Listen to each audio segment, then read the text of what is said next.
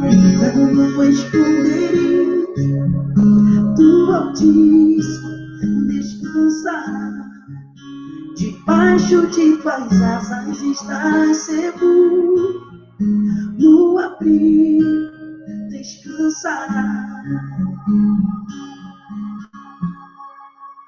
Senhor, tua vontade é boa, perfeita e agradável. Teu vento sopra onde ele quiser. Se o mal tentar entrar em minha casa, não vai entrar, porque tem sangue na minha porta. Tem sangue nos umbrais das portas. Aqui o mal não vai entrar. Minha casa está firmada na rocha, nenhum mal me sucederá. Tem sangue nos umbrais das portas, aqui o mal não vai entrar. Minha casa está firmada na rocha, nenhum mal me sucederá. Senhor, tua vontade é boa, perfeita e agradável. Teu vento sopra onde ele quiser. Eu sei que é perdição, mas mesmo assim pedirei. Sara essa nação da qual tu és o rei. Tem sangue nos umbrais das portas, aqui o mal não vai entrar. Minha casa está firmada na rocha, nenhum mal me sucederá. Tem sangue nos umbrais das portas, aqui o mal não vai entrar.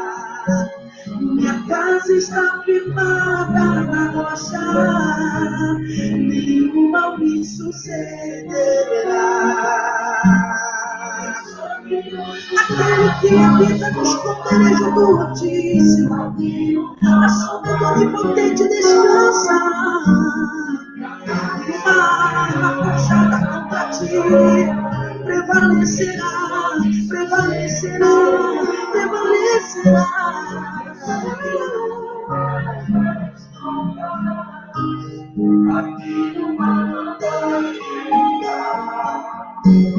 Minha casa está firmada na rocha,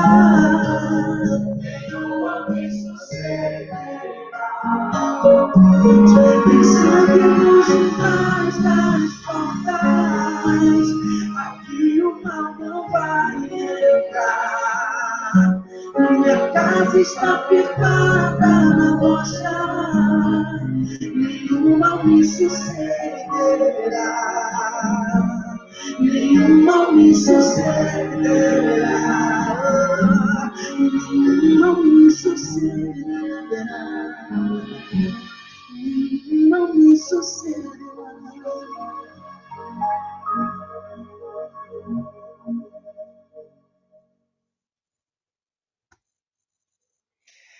Graça e paz aos irmãos, boa noite, sejam todos bem-vindos. Deixa o pessoal acabar de entrar aí. Os que já estiveram conosco nas aulas passadas, muito bem-vindos novamente. Aos que estão entrando agora, que Deus possa abençoar os irmãos que têm nos abençoado, que têm comparecido, que têm assistido às aulas online, que Deus possa abençoar a sua vida. No dia de hoje, às 8 horas em ponto, nós estaremos passando a palavra para o pastor Roberto Francisco, que estará introduzindo a aula à igreja de Pérgamo, carta direcionada à igreja de Pérgamo na noite deste dia. Já vou colocar aqui o texto bíblico que será mencionado, Apocalipse 2, 12 a 17. Pastor Roberto Francisco, homem de Deus. Quem não conhece o pastor Roberto Francisco, que está aqui conosco, ele é coordenador do Ibaderge, Núcleo de Éden. Os irmãos que estão no grupo do do WhatsApp, lá tem sido colocados os contatos do IBADERT, você que deseja fazer um curso de teologia básico, graduação, lá tem você que deseja mais informações, nós temos os contatos aí, lá tem todas as informações. Já deixa o seu comentário aí, se você está ouvindo bem, se você está conseguindo ouvir claramente, se a imagem está boa. Em breve nós estaremos passando para o pastor Roberto Francisco, homem de Deus. Novamente eu quero repetir, me perdoe aqui para os irmãos, como chegamos a esse projeto. O pastor Roberto Francisco ministra esse curso a 7 igrejas direcionadas, 7 cartas direcionadas às igrejas da Ásia, em diversas igrejas. Nasceu no nosso coração o propósito de convidá-lo. Prontamente o pastor Roberto Francisco aceitou o convite para estar conosco ministrando. Já vou colocar ele aqui na tela aqui. Pastor Roberto Francisco, seja bem-vindo em nome de Jesus. Homem de Deus, prontamente aceitou o nosso convite e lares têm sido alcançados. Esse é o propósito, alcançar vidas através da palavra de Deus. Lembrando os irmãos que esse projeto é totalmente gratuito, não tem custo. O pastor Roberto Francisco, quando ministra nas igrejas, disponibiliza apostilas para que os irmãos possam acompanhar os slides. Esse material tem sido disponibilizado nos grupos de WhatsApp, no Facebook, todo início de semana, gratuitamente também, para os irmãos que desejam imprimir em casa e fazer uso desse material, é inteiramente gratuito. Porém, eu volto a dizer, alguns irmãos me procuraram, até, pastor Roberto, me perguntaram por que eu não colocaria aqui para que a pessoa pudesse fazer uma oferta online, porém, isso é de acordo de cada um. Quem quiser abençoar a vida do pastor Roberto, no grupo do Facebook, já tem lá os canais que você pode ofertar. A gente não quer bater nessa tecla, o objetivo aqui é te abençoar através da palavra de Deus. Se porventura você tiver o desejo no coração de abençoar a vida do pastor Roberto, voltando a dizer, o pastor Roberto trabalha com bolo, irmão. Pastor Roberto faz uns bolos fantásticos, ganache, faz bolo fitness. Então, se você, porventura, também quiser abençoar a vida desse homem de Deus e ofertar na vida dele, encomendando um bolo, ele manda entregar na sua casa. Bolo sem quem faz o curso lá, que experimenta dos bolos do pastor Roberto, já sabe. Falta 1 minuto para 8 horas. 8 horas em ponto, eu passo para o pastor Roberto, ele vai dar início à aula, ele faz a apresentação, ele fala um pouquinho antes aí dos bolos que ele faz aí, e que Deus possa abençoar a sua vida. Amém? Vamos orar em nome de Jesus para iniciar? Falta 1 minuto, vamos fazer essa oração? Deus, nós te louvamos. Nós te rendemos graças, ó Pai, porque o Senhor tem sido bom para conosco, o Senhor tem alcançado vidas através da tua palavra. Uma vez mais, nós te pedimos que na instrumentalidade do teu servo, pastor Roberto Francisco, o Senhor possa adentrar nos lares através desses canais e que vidas venham ser tocadas através da tua palavra. Nós te louvamos, nós te agradecemos e nós apresentamos nas tuas mãos em o nome de Jesus. Amém? Pastor Roberto, em nome de Jesus. Boa noite, graça e paz a todos. É um prazer estar com vocês mais uma vez nesta série de estudos sobre as 7 igrejas da Ásia Menor, que estão registradas no livro do Apocalipse, capítulo 2 e capítulo 3. Hoje nós falaremos acerca da igreja de Pérgamo, a 3ª igreja da Ásia Menor, ok? Semana passada falamos da igreja de Esmirna. Semana retrasada foi sobre a igreja de Éfeso. A igreja de Éfeso é a igreja que perdeu o primeiro amor. E Jesus cobra dela voltar ao primeiro estágio, ao primeiro amor.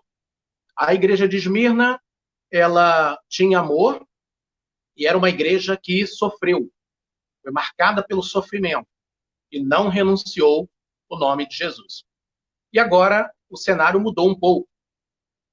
Hoje nós vamos falar da 3ª igreja e eu já convido os irmãos para abrirem suas Bíblias no livro do Apocalipse, capítulo 2. Vamos acompanhar a partir do versículo 12 ao versículo de número 17. Ao anjo da igreja em Pérgamo escreve: essas coisas diz aquele que tem a espada afiada de 2 gumes, ou 2 fios. Conheço o lugar em que habitas, onde está o trono de Satanás, que conservas o meu nome e não negastes a minha fé. Ainda nos dias de Antipas, minha testemunha, meu fiel, o qual foi morto entre vós, onde Satanás habita. Tenho, todavia, contra ti algumas coisas, pois que tens aí os que sustentam a doutrina de Balaão, o qual ensinava a Balaque a armar ciladas diante dos filhos de Israel, para comerem coisas sacrificadas aos ídolos e praticarem a prostituição. Também tu tens os que da mesma forma sustentam a doutrina dos nicolaítas. Portanto, arrepende-te, e se não venho a ti sem demora, contra eles pelejarei com a espada da minha boca. Quem tem ouvidos, ouça o que o Espírito diz às igrejas. Ao vencedor, dar-lhe-ei do maná escondido, bem como lhe darei uma pedrinha branca, e sobre essa pedrinha escrito um novo nome, o qual ninguém conhece, exceto aqueles que o recebem. Bem, queridos e amados irmãos, vamos falar sobre a igreja de Pérgamo. A palavra Pérgamo, ela vem da palavra grega pargos, significa exaltado. Algumas definições também colocam como fortificação ou castelo. Então, Pérgamo é exaltado. A cidade foi construída numa montanha de 300 metros de altitude, num amplo e fértil planalto. Ficava a 36 quilômetros do mar Egeu. Serviu como capital da província romana da Ásia Menor durante 400 anos. A cidade de Pérgamo era a cidade mais importante da antiga Anatólia, Ásia Menor. Foi chamada pelo escritor romano Plínio de a mais famosa cidade da Ásia. Bem, queridos, é bom lembrar que a cidade de Pérgamo era uma cidade muito próspera, uma cidade muito importante para o Império Romano, e essa cidade, ela se tornou também capital, antes de ser a capital da província romana.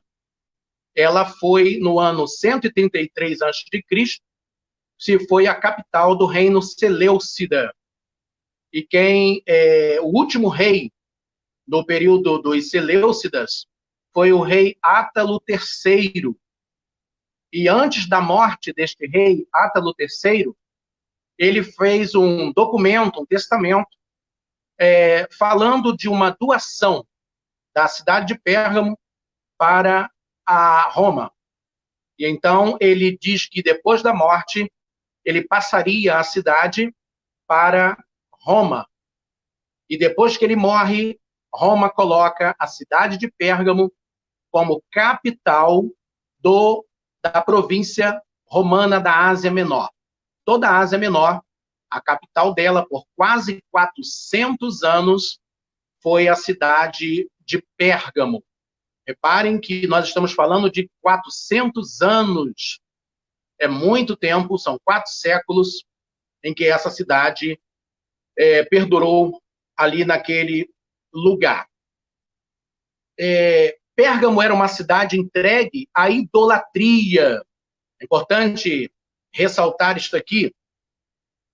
Pérgamo, antes de ser a capital da Ásia Menor, havia sido capital do reino Seleucida até o ano 133 a.C.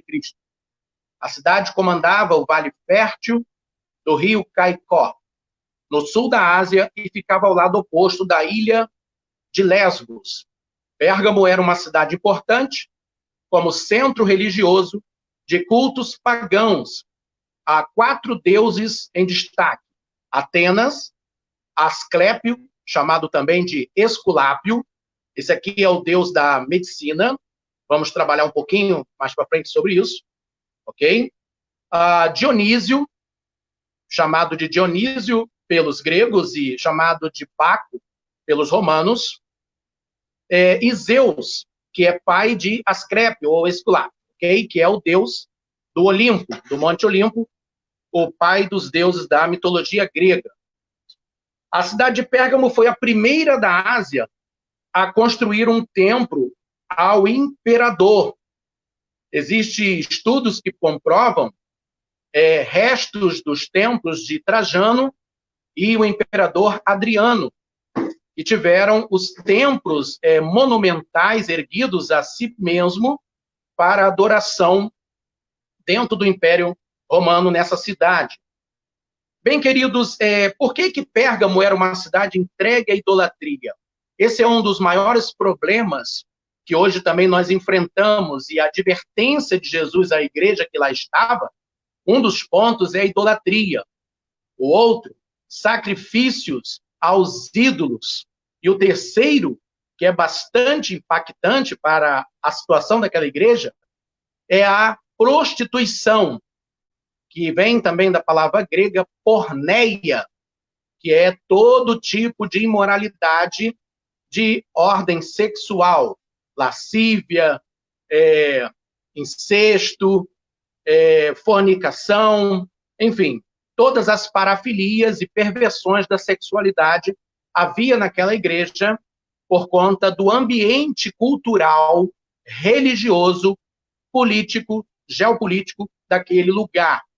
E hoje a igreja de Pérgamo representa as igrejas que estão na nossa época, dentro da nossa idade contemporânea, as igrejas odiernas, que fazem pactos ou alianças com o pecado. Igrejas que deixam brechas para o mal. Igrejas que não têm compromisso ético e moral com as escrituras sagradas, a palavra de Deus. Ok? A palavra idolatria, é importante ressaltar isso aqui, porque se fala muito de idolatria e talvez se define pouco sobre isso. A melhor definição sobre a palavra idolatria é o seguinte: idolatria é qualquer coisa ou pessoa mais importante do que Deus em sua vida. Tudo que se deseja mais do que Deus é idolatria.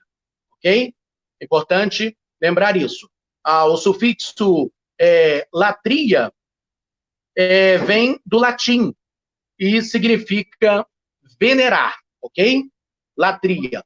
Existe a egolatria, que são pessoas que se veneram a si mesmo, pessoas que seguem o egoísmo, pessoas que se auto-veneram, que se auto-adoram, e existe a idolatria, que são pessoas que prestigiam e veneram coisas mais do que o próprio Deus. Ok? Bem, a cidade de Pérgamo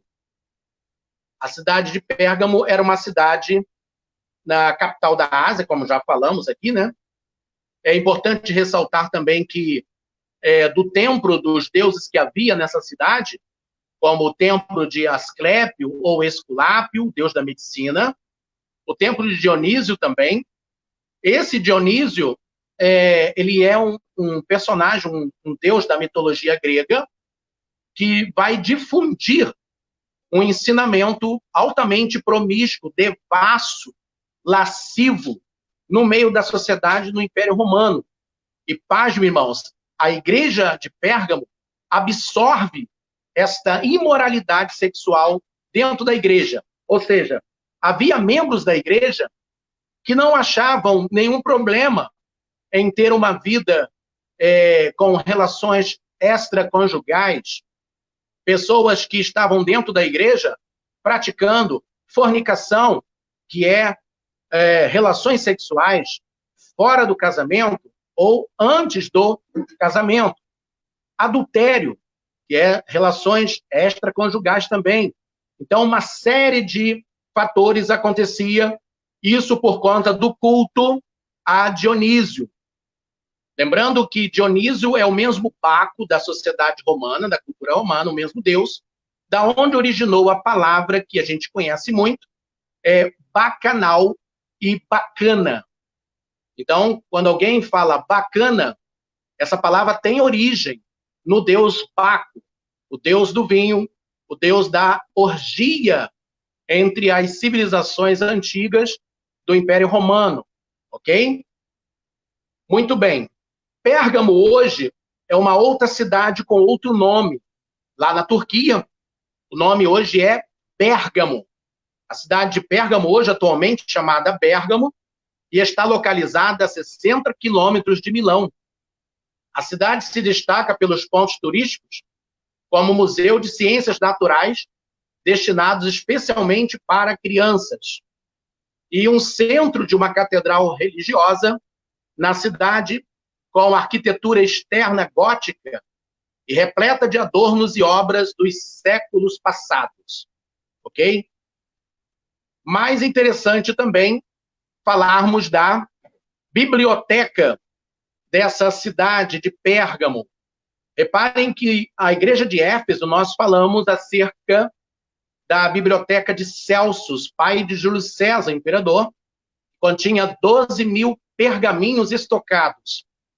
E agora a biblioteca de Pérgamo, capital da província romana da Ásia Menor, tinha uma biblioteca com cerca de 200.000 pergaminhos, ok? Essa biblioteca era a segunda maior biblioteca do mundo. A primeira estava em Alexandria, no Egito. Foi em Pérgamo que se deu origem ao material gráfico primitivo chamado pergaminho, ok? Que era pele de animais curtida e polida, utilizada na escrita. Deixa eu explicar uma coisa aqui importante para os irmãos, e são dados históricos extremamente interessantes para o nosso conhecimento.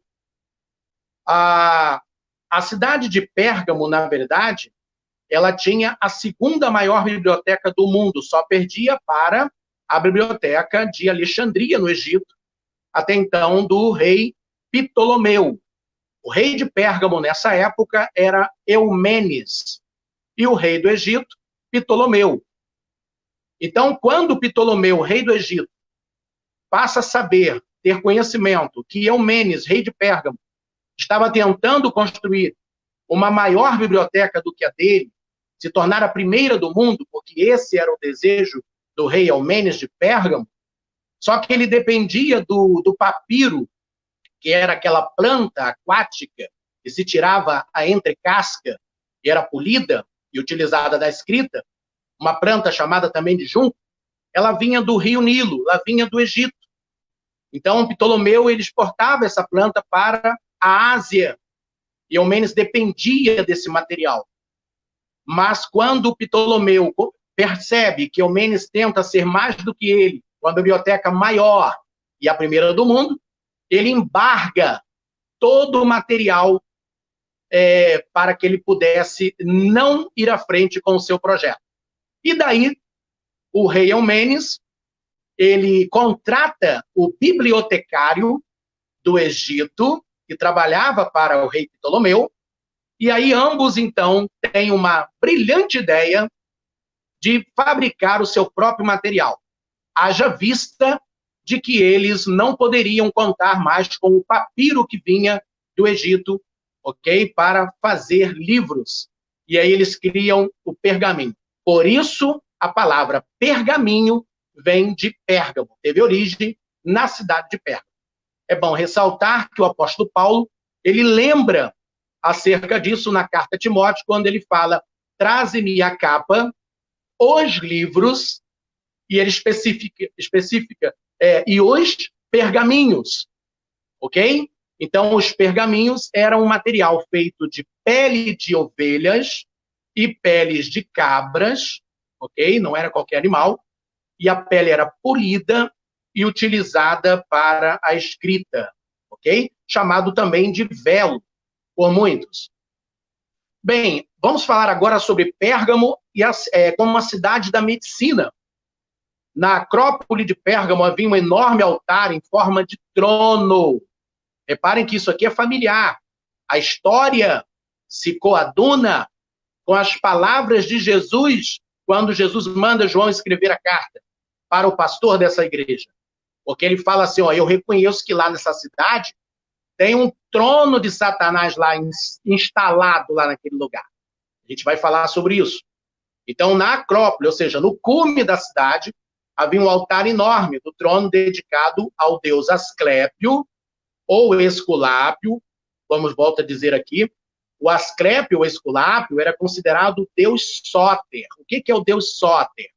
A palavra Sóter é uma palavra grega que eles usavam muito para se referir aos deuses do panteão, seja Esculápio ou Asclépio, que é o mesmo, Dionísio ou Baco, que também é o mesmo, Zeus e Júpiter, que também é o mesmo, ok?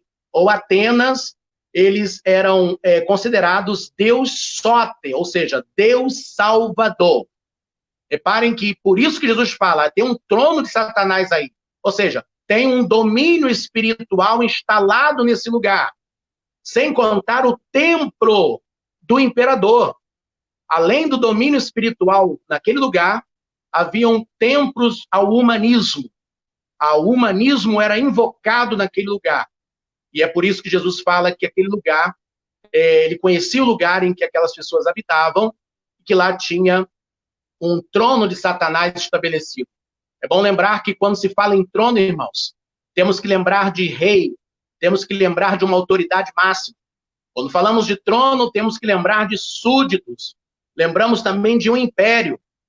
Então, Jesus está falando de uma força espiritual motriz muito forte naquele lugar.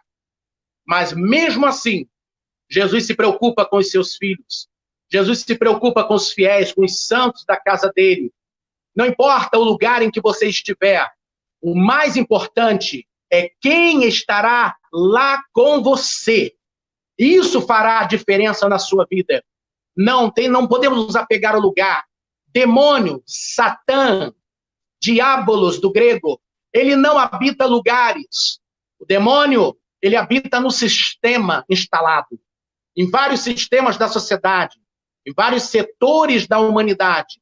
Ele opera de forma ardilosa, ele é sagaz e astuto, mas Jesus identificou que lá tinha o trono de Satanás. E é por isso que eu venho nesta palavra dizer para você de que o lugar que você está pode ser um lugar perigoso, pode ser um lugar de risco, as pessoas podem estar se levantando contra você, mas se Deus estiver com você, meu irmão, minha irmã, não há o que temer.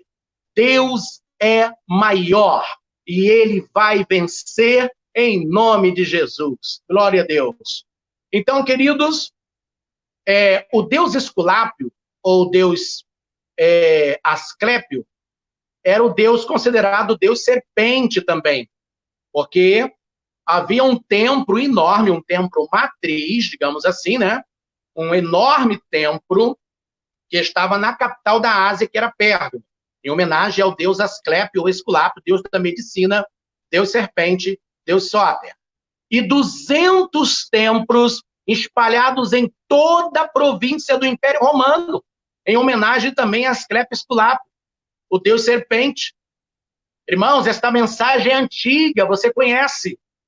A serpente será esmagada brevemente, Paulo diz aos Romanos, capítulo 16, versículo 20. O Deus de paz brevemente esmagará Satanás debaixo dos vossos pés. Oh, glória a Deus! Então ele vem com uma nova roupagem. E ali naqueles templos havia terapias, misticismo, uma espécie de mistura de liturgia sacerdotal com curandeirismo, ok? Uma espécie de aplicação das curas de Esculápio, é o que eles diziam.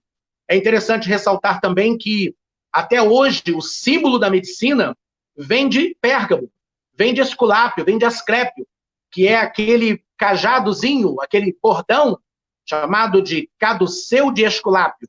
Não o caduceu de Hermes, mas de Esculápio. Aquele bordãozinho é um símbolo emblemático da medicina, em que médicos e profissionais da saúde usam em roupas ou jalecos, né? Muito bem. Então já deu para perceber que lá estava o trono de Satanás por isso. Havia 200 templos em várias partes do mundo em homenagem a esse Deus. E havia uma escola de medicina ligada ao templo, onde misturava medicina com superstição. Uma das receitas para os adoradores de Esculápio era uma recomendação da seguinte forma, que eles teriam que deitar no chão do templo, permitindo que as serpentes deslizassem sobre o corpo deles e os impregnassem com o poder da cura. Pérgamo era a cidade natal também do médico muito famoso naquele lugar, chamado Cláudio Galeno, superado apenas por Hipócrates, o pai da medicina. Então, eles diziam que se as serpentes não injetassem veneno nas pessoas deitadas, não atacasse elas com um veneno mortal, letal, é porque Esculápio, o deus da cura, da medicina, isso é o que eles diziam, achou graça diante daquela pessoa e ela estaria curada a partir daquele momento.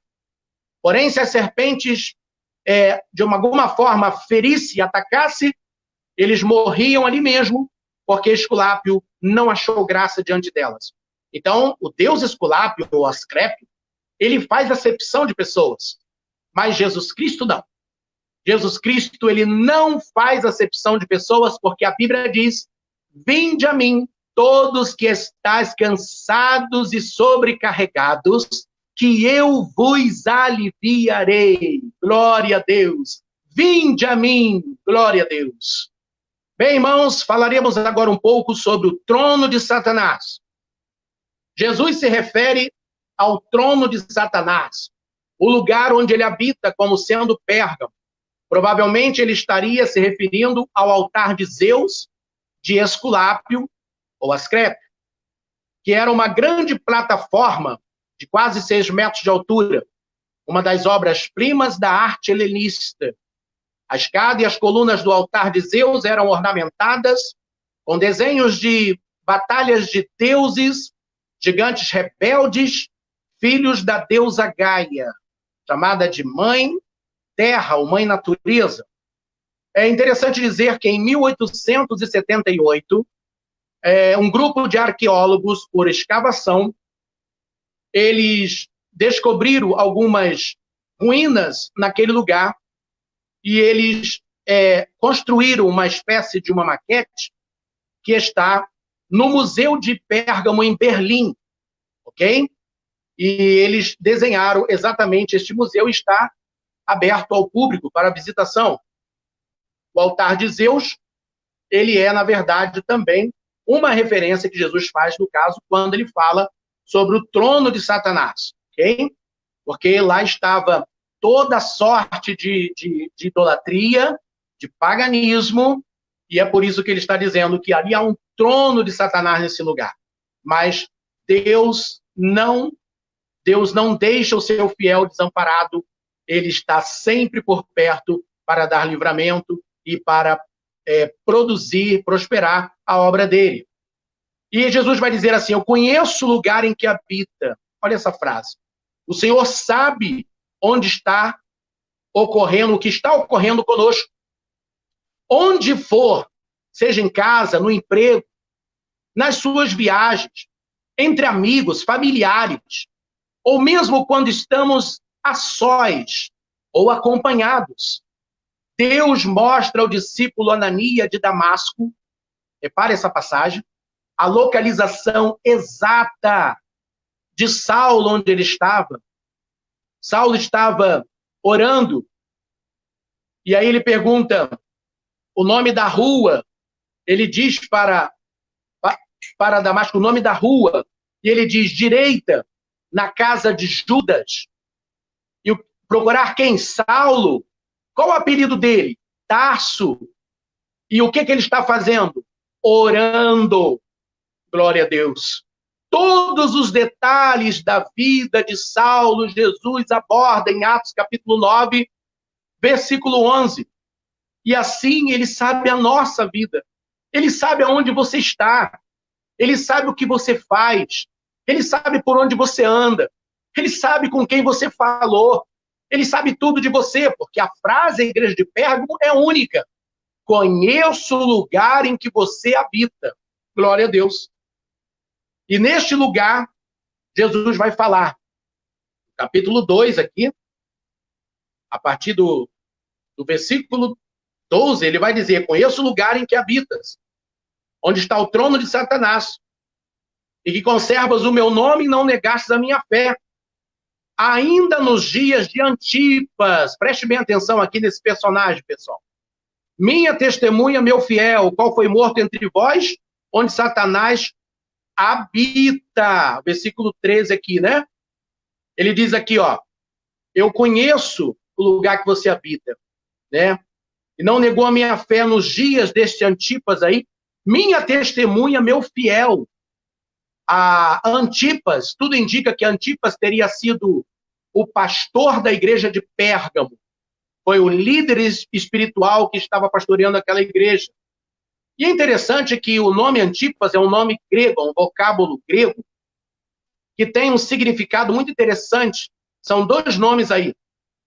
O prefixo ante, que significa em grego contra, o sufixo pas, que significa todos. E foi exatamente o que esse pastor estaria fazendo naquele lugar. Ele era a única oposição ao sistema. Ele estava lutando sozinho.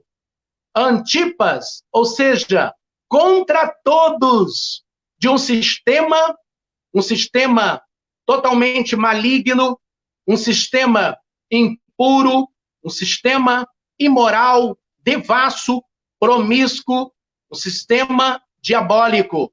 E ele era a única voz ali. E o que eu aprendo com este virtuoso pastor da igreja de Pérgamo? De que eu não posso abrir mão dos meus preceitos evangélicos. Não posso abrir mão do meu caráter cristão. Eu preciso proclamar o evangelho. Oh, louvado seja Deus, em qualquer momento da vida. Independente das lutas, das agruras, independente das perseguições e atrocidades, ainda que o demônio, Satã, se levante, toda vez que ele se levanta, sabemos que ele se levanta para cair, porque quem o abate é Jesus de Nazaré, o grande Senhor, aquele que disse para Antipas, eu conheço que aí nesse lugar tem um fiel, oh glória, há um fiel aí, e detalhe, ele é fiel e é minha testemunha. Oh, irmãos, como é bom, como é doce, como é aquecente e confortador ouvir dos lábios de Jesus de que você é uma testemunha fiel dele. É Jesus que está falando isso. Hoje em dia é difícil. A marca de um cristão chama-se fidelidade ao Senhor. Isso é coisa rara e nobre, mas ainda existe. Você que está na sua casa nesta hora, você que está no trabalho, você que está na igreja, você que está em qualquer lugar desse mundo, Deus está te procurando e Ele manda dizer que Ele sabe o lugar em que você habita. Ele sabe que aonde você está, há uma investida satânica contra a tua vida. Mas Ele já identificou o trono de Satanás aí. E Ele manda dizer para você que esse trono será destronado, que esse império cairá por terra, que o mal vai ser derrotado, porque o bem sempre vence, e não será diferente agora. Glorifique, exalte, bendiga o nome de Jesus Cristo, Senhor. Louvado seja Deus. Então, queridos, o texto que fala de Antipas, a fiel testemunha do Senhor, vai dizer, Antipas era um homem de origem iduméria. Este servo de Deus o fez, uma vez convertido em Jerusalém, sentindo a chamada de Deus em razão de ser conhecido pessoalmente do apóstolo João. Ele se tornou bispo da igreja de Pérgamo. O bispo Antipas ousou desejar sozinho e selar seu testemunho com seu próprio sangue, opondo-se ao sistema nocivo daquela época. Irmãos, isso é forte. Sabemos que estamos vivendo um mundo e um Brasil em que caminha passos largos para o mal. Porque Jesus mesmo diz, o mundo jaz do maligno. A palavra jaz significa dormir. Em outras palavras, Jesus estava dizendo, o mundo dorme em Satanás. Estaria falando do sono da indolência. Mas Paulo diz aos Efésios, capítulo 5, versículo 14, desperta tu que dorme, ressuscita-te dentre os mortos e Cristo te esclarecerá. Oh, glória a Deus! Maravilha! Bendito seja o nome do Senhor. Então, queridos, Antipas era um pregador. Antipas era pastor da igreja. Todo mundo, o Estado dizia não ao Evangelho. Todos diziam não. Mas Antipas, diante do templo de Esculápio, diante do templo do altar de Zeus, Atenas, Dionísio, ele dizia, bendito seja o nome do Senhor. Oh, glória a Deus! Ser fiel até a morte e dar-te-ei a coroa da vida. Isso é promessa de Deus, irmãos. Seja fiel, Senhor, porque Deus vai te honrar, te abençoar. O martírio do bispo Antipas não podia ser diferente. Se você é oposição ao sistema maligno, se prepare para a perseguição. Se prepare para ter um dia mau. Mas depois do dia mau, vem o dia da bênção, da vitória, porque Jesus te espera de braços abertos. O renomado escritor bizantino chamado Simeão Metafraster, num dos seus livros ele escreve acerca do bispo Antipas da igreja de Pérgamo. Ele foi colocado dentro de um touro, um boi de bronze, e a seguir foi aquecido ao rubro, vermelho forte, muito aquecido, com as brasas do touro de ferro. O corpo de Antipas foi literalmente cozido diante das chamas abrasadoras. Se Antipas não servisse a Deus de verdade, não teria sido fiel ao Senhor. Ele renunciava ao nome de Jesus e o negaria publicamente diante do império. Ele se curvaria diante de Asclepio, de Esculápio, de Zeus. Mas a história diz, o grande escritor bizantino Simeão Metafrastes relata, de que Antipas, que era contra todos naquele sistema perverso e macabro, ele não renunciou à fé. Ele não negou Jesus. Ele antes morreu. Ele foi martirizado. Foi queimado dentro de um touro. Imagina a agonia deste homem. Mas ele sabia que ele seria morto ali. Mas dentre alguns minutos e instantes ele estaria nos braços do Pai.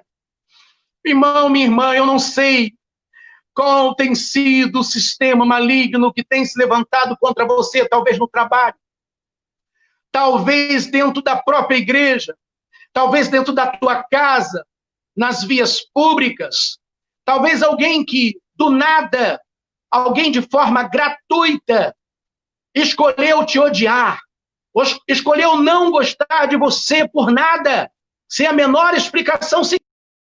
Eu tenho uma palavra para você da parte de Deus. Olhe para Jesus, autor e consumador da fé. Passe o que tiver que passar. Sofra o que tiver que sofrer. Jesus, ele é o teu guardião. Glorifica a Deus e o exalte. Oh, glória! Havia também, meus irmãos, naquela época, algumas estratégias naquela igreja que o diabo estava usando para poder fazer os crentes pecarem. Não é diferente hoje. Não basta eu ir ao culto. Não basta saber cantar, dirigir culto. Não basta pregar bonito.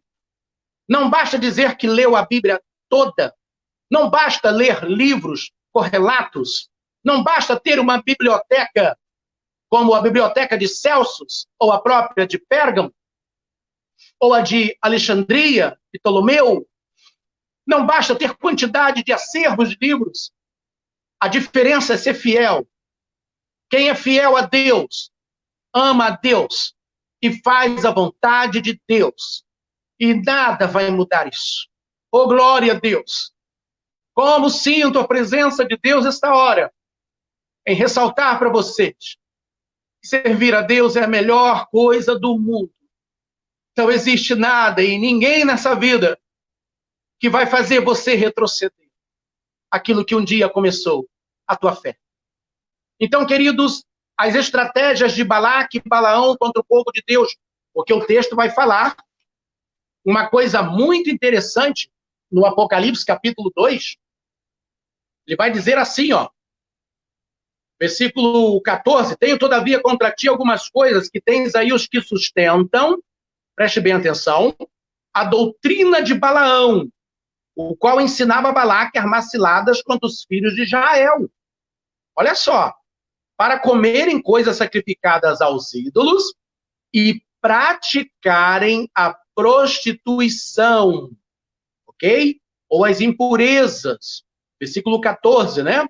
Então, queridos, esse texto vai falar, muito interessante, porque a história vai mostrar para nós, no livro de Números, quando você leia com calma, que Balaque é o rei de Moabe. Balaão é um profeta que se vende, um profeta, um pseudo-profeta, um profeta falso, um profeta que se corrompeu. Eu quero dizer que nesse sistema demoníaco, nesse trono de Satanás inserido em muitas igrejas por aí, que já não tem mais o compromisso com a cruz de Cristo, com a graça salvadora, com os perdão dos pecados, com o sangue purificador de Jesus Cristo, eu quero dizer que Balaque, ele está representado em muitos lugares ainda hoje, profetas falsos que se levantam. Balaão, melhor dizendo, Balaque é rei de Moabe. Balaque percebe o crescimento dos judeus. Ele percebe o progresso, a prosperidade desse povo. E ele se preocupa em que esse povo tome toda a terra, em que esse povo evolua mais do que ele próprio. E então ele contrata profeta para amaldiçoar o povo. Mas todas as vezes, diz a história, em que o profeta Balaão tentou amaldiçoar, o efeito era contrário. Ele abençoava. Porque ele não foi doutrinado a amaldiçoar o povo e não teria como fazer isso. Porque o povo de Deus é abençoado. E a Bíblia diz que contra o povo de Deus, este povo, está escrito lá, não há encantamento, glória a Deus. Não há feitiço, não há mandinga, não há mal nenhum que assole a tua casa, como diz o Salmo 91. Não há praga alguma, nem seta que voe de dia, nem mortandade que assole o meio-dia. 1000 vai cair à tua direita, 10.000 à tua esquerda, e tu verás, aleluia, a glória de Deus na tua vida. Balaão tenta amaldiçoar e não consegue, porque não tem como amaldiçoar esse povo. E aí, meus irmãos, eles tentam uma coisa muito, muito suja, porque o dia que o diabo perceber que ele já tentou de tudo e não conseguiu te destruir, ele vai tentar usar alguma coisa que mais você estima, que mais você gosta, que tem afinidades com você. E aí, então, eles, numa conversa, ele diz assim, olha, contra esse povo não tem jeito, Balaque. O único jeito que nós podemos tentar é colocar no meio deles a sedução, através do sexo oposto.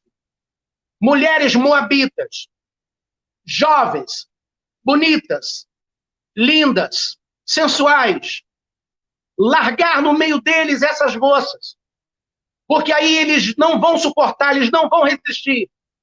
E uma vez cedendo, praticando o ato sexual de forma lascívia, promíscua, leviana e fora dos padrões bíblicos da palavra de Deus, eles vão atingir o Deus deles. E aí o Deus deles vai puni-los. E aí é só assim que o Deus deles vai se virar contra eles. E foi o que eles fizeram. Ali foi o fracasso desse povo, e a igreja de Pérgamo, Jesus lembra isso. Tenho contra ti Porque aí dentro tem a doutrina de Balaão. Repare essa palavra, é muito importante. A palavra aqui é doutrina. Ela é muito importante.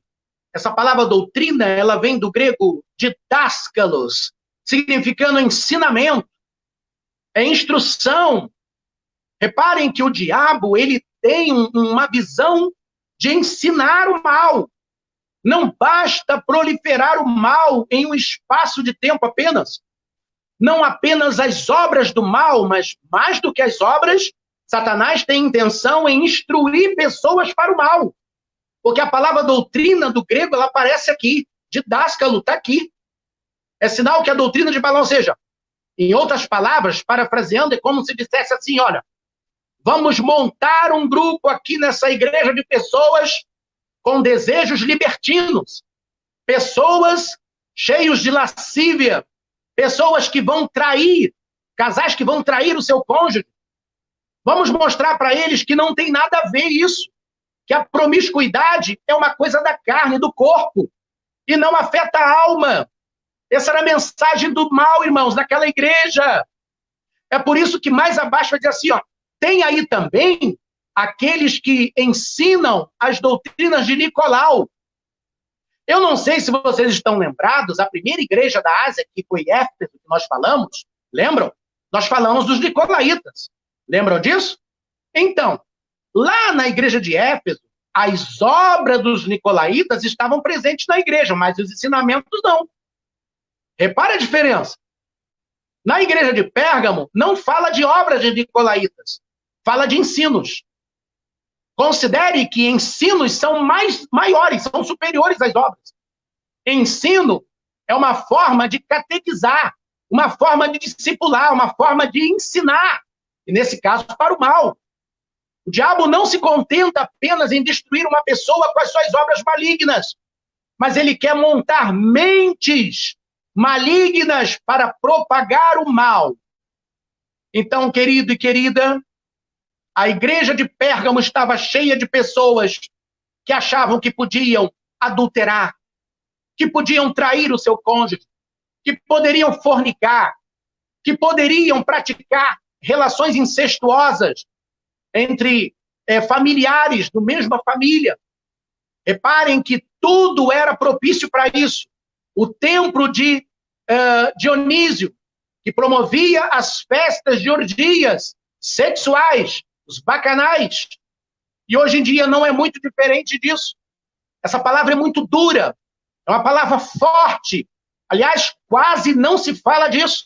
Mas estamos falando do que a Bíblia fala. Eu não estou falando de mim.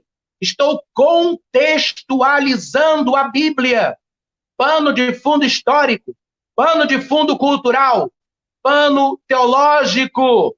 Aqui, provando para os irmãos que a igreja de Pérgamo era uma igreja fracassada, era uma igreja devassa, era uma igreja carnal, era uma igreja totalmente voltada para os desejos da carne, e eles iam para o culto achando que era normal adorar a Deus, dar glória a Deus da igreja.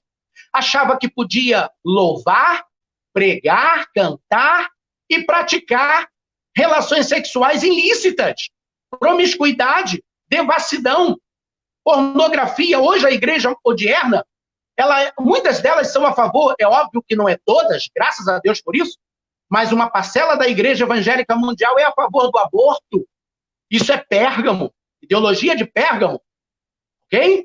Igrejas que são ponderáveis a adolescentes a terem relações sexuais antes do casamento, dizendo que eles precisam se conhecer primeiro para depois ver se vai dar certo, para casar.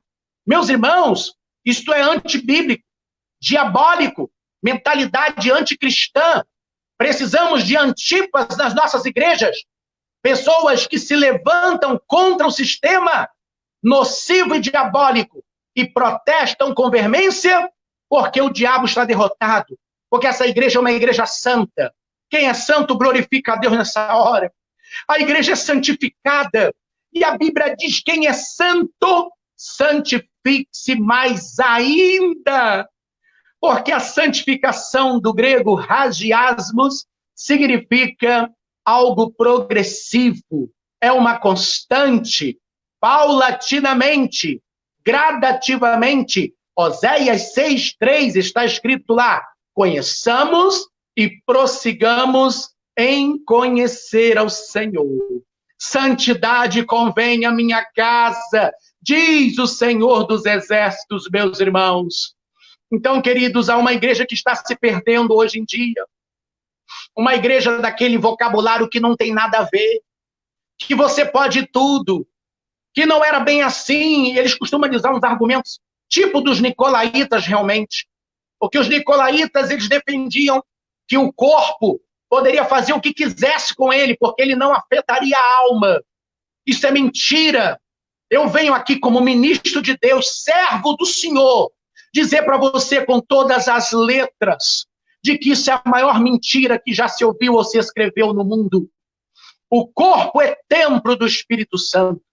O corpo, o salmista no Salmo 103 diz o seguinte: bendize, ó minha alma, ao Senhor, olha só, e tudo que há em mim, bendiga o seu santo nome. Lá em Tessalonicenses, Paulo escrevendo diz o seguinte: estejam plenamente, olha só, olha essa palavra, plenamente irrepreensíveis, ok? Conservados, né? Alma, corpo, olha o corpo aí, do grego soma, né? E espírito, plenamente conservados e irrepreensíveis para o dia do Senhor. Hebreus está escrito que a palavra de Deus é viva e eficaz, mais penetrante do que espada alguma de 2 fios, ou 2 gumes.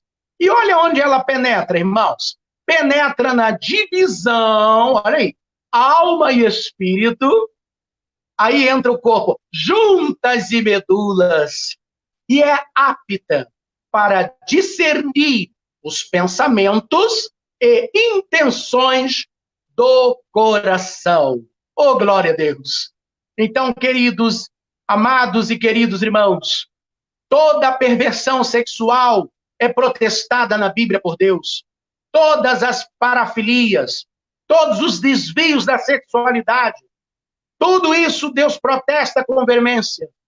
Essa luxúria, licenciosidade, promiscuidade, impudicícia, todas essas impurezas e mazelas são protestadas com veemência nas Escrituras, porque Deus não tolera o pecado. Para Deus não há pecadinho nem pecadão. Pecado é pecado e Deus não tolera. O nosso compromisso é com Deus. Eu tenho uma passagem que você vai ler em casa com calma.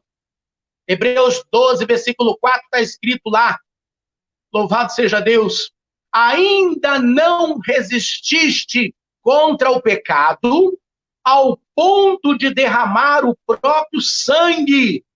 Olha que coisa! Lá o autor dos Hebreus escrevendo a um grupo de judeus recém-conversos ao cristianismo, porque provavelmente eles estavam questionando o sofrimento daquele período. E o autor diz o seguinte: vocês ainda não lutaram a ponto de derramar sangue. Se isso te for o caso, como Antipas, o pastor da igreja de Pérgamo, que deu a vida sendo cozido num touro de bronze, segundo o escritor bizantino fala, e outros que pagaram com a vida, como os crentes de Esmirna, que falamos semana passada. Então, meu querido, minha querida, esse é o evangelho verdadeiro que você está ouvindo.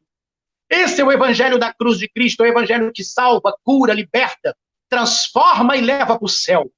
Esse evangelho que tem que ser pregado é um evangelho que cuida de você e que valoriza a sua vida eterna, não apenas essa vida. Então, meus irmãos, ele vai dizer, se não se arrepender, está aqui o versículo 16, eu venho a ti sem demora e pelejarei com a espada da minha boca. Essa palavra espada, no grego macaira, a espada aqui de 2 fios, porque ela corta dos 2 lados. Essa espada pode ser defensiva e pode também ser ofensiva. Ela é ofensiva para os inimigos de Cristo. Ela é ofensiva contra o Império Romano que se levantou contra Jesus e o seu povo. Ela é uma espada ofensiva contra o templo de Zeus, o altar de Zeus, o templo de Asclépio, Esculápio, Dionísio, Ártemis, Diana, Apolo, Zeus, Poseidon, todos os deuses do Olimpo. É contra a lascívia e a promiscuidade. É a espada que vai contra o mal. E, ao mesmo tempo, ela tem 2 gumes por isso. Porque ela é defensiva, porque ela te defende. Você está debaixo da espada de Jesus.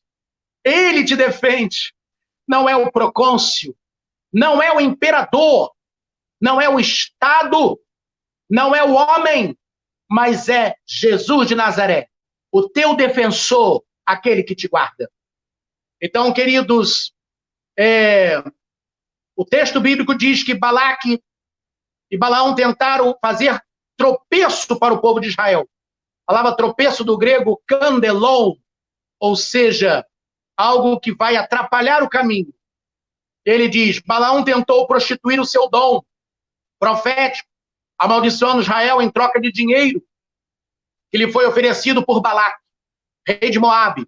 Por isso preparou um plano segundo o qual mulheres moabitas seduziam homens israelitas a se casarem com eles. Isso resultou na mistura de Israel com festas de fornicação e idolatria. Balaão representa um grupo de pessoas da igreja que aceitam negociar com o mundo motivados pela ganância. Balaão, no início, se mostrou irredutível diante das ofertas propostas por Balaque. É lamentável dizer que a igreja de hoje está mercadejando a fé. Não podemos nos esquecer que o nosso dinheiro, o nosso dízimo, a nossa oferta são importantes para o reino. Mas tudo isso não compra o Rei Jesus. Oh, glória! Não podemos abrir mão dos princípios cristãos para o mundo.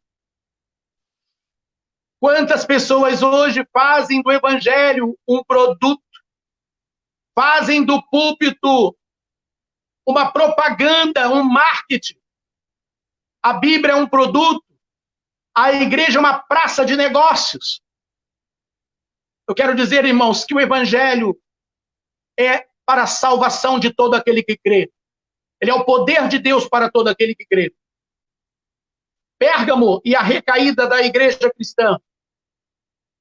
O 4º século representava o tempo das piores heresias, que foi do ano 323 a 538, em que o Estado e a igreja se uniram através do imperador Flávio Constantino. Em Pérgamo, Satanás muda a sua estratégia. Em vez de perseguição, a partir de fora, agora vemos a sedução vindo de dentro da igreja. A promiscuidade e a impureza estavam dentro da igreja. Já estamos chegando no final, mas eu gostaria que você abrisse sua Bíblia aí e percebesse na carta de Pedro, capítulo 4, versículo 17. Olha o que Deus fala através da sua palavra para a igreja atual. Se há alguma igreja que retrata a igreja de Pérgamo, casada com o mundo, exaltada para si mesma, voltada ao humanismo e para a impureza sexual, a mensagem de Deus é essa aqui, 1 Pedro, capítulo 4, versículo 17, que diz assim, porque nessa ocasião é hora de começar o juízo, oh glória, pela casa de Deus, porque é chegada ao juízo a casa de Deus. Ora, se primeiro vem por nós, qual será o fim daqueles que não obedecem ao evangelho de Deus? Então, meus irmãos, em se tratando de juízo de Deus, ele começa na minha vida, na minha casa, na sua casa. Depois, lá fora, a espada de 2 gumes, ela corta primeiro aqui. É hora de fazer uma introspectiva. É hora de fazer uma autoanálise de si mesmo. E perceber qual o ponto que você está fracassando. Qual o ponto que você está deixando a desejar como cristão. Rever seus conceitos. Acertar os pontas. E se reconciliar com Jesus. Para terminar, ele diz, Jesus é aquele que tem a espada afiada de 2 gumes. No finalzinho diz, a espada de 2 gumes ou 2 fios representa a palavra de Deus. Jesus virá para acertar as contas com os mundanos e carnais que estão dentro da igreja. E para os crentes firmes na fé, não era o imperador ou procônsul de Roma que decidia sobre questões de vida ou morte. Mas Jesus tem a espada que decide. A expressão espada da boca de Jesus faz alusão ao combate que Jesus estaria a travar com aquela igreja imoral. Repare, a espada de Deus supera a espada romana. Ela é uma arma tanto defensiva quanto ofensiva. Terminando, Apocalipse 2:17, o significado de uma pedrinha branca. Quando um atleta vencia os Jogos Olímpicos, ele recebia como parte do prêmio uma pedra branca, que era uma espécie de um bilhete de entrada para a celebração de uma grande festa, a entrega dos prêmios aos vencedores. Isso talvez retrate o momento em que o vencedor receberá um bilhete para que possa participar da celebração da vida eterna no céu. Alguns escritores vão dizer também que a pedrinha branca era dada àqueles que estavam absolvidos pela justiça romana. E uma pedra preta era entregue a quem estaria condenado pela justiça da Roma antiga.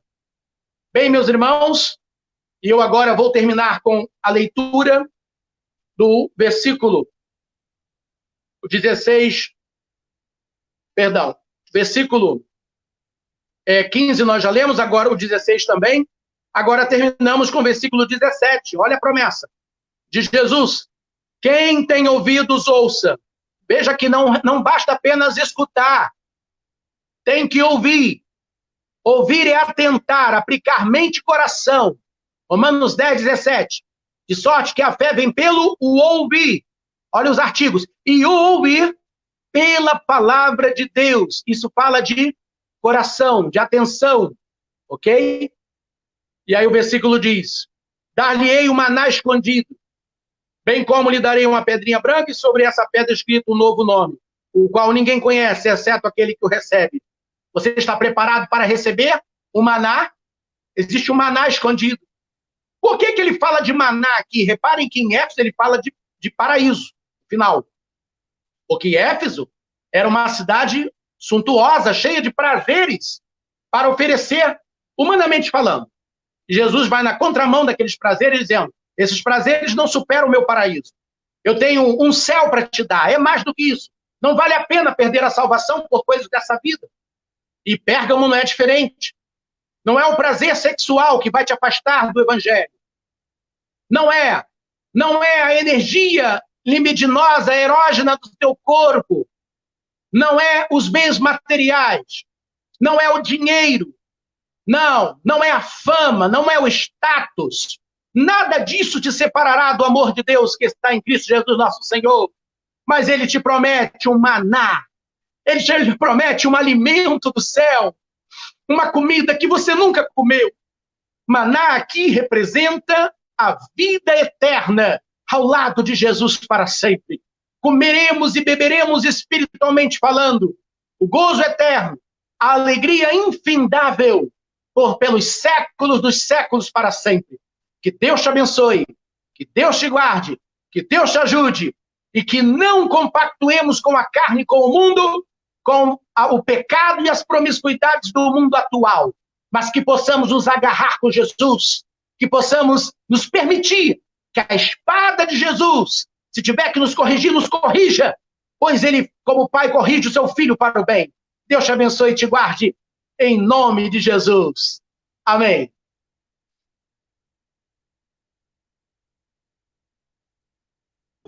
Glória a Deus, pastor Roberto, mais uma aula abençoada.